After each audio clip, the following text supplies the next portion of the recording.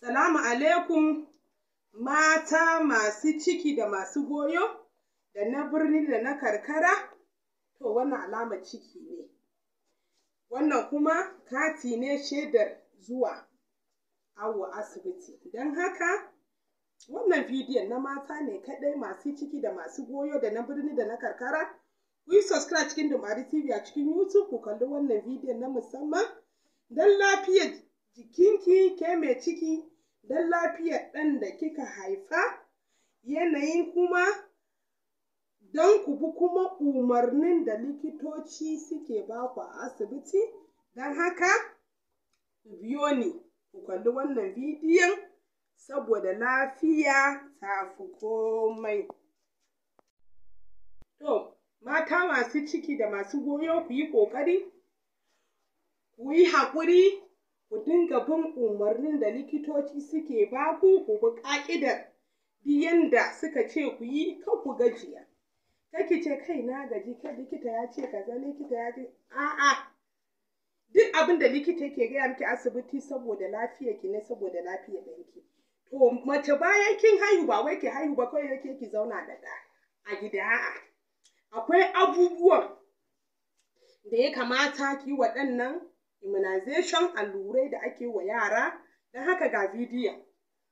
Ku biyo ni ku gani kowace mace da na birni da na karkara, jihohinmu 36 na Najeriya plus Abuja, allurar nan kyauta ake yin ta, ba kuɗi ake biya ba.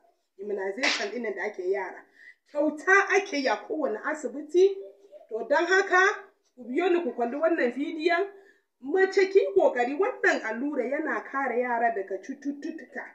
Yana sa yaro idan irin wannan ciwon kika ga irin wannan ciwon aka ce ga ciwo kaza a gari, sai kiga wannan allura ya kare ɗanki, ya kare ƴarki daga wannan ciwon. Ku yi ƙoƙari immunization ɗin nan kuna kai ƴaƴanku immunization asibitocin gwamnati duk inda yake kusa da ku, primary health care duka ko ina ana birni da ƙauye kyauta ake alluran nan. Ki yi ƙoƙari ki yi wa ɗanki wannan allurar bisa ƙa'ida daga farko har ƙarshe. Ki yi wa ɗanki wannan allurar, ku yi wa ƴaƴanku wannan immunization ɗin nan. Ba yau aka fara wannan immunization ɗin nan, ko ni an yi min sannan na jaririya.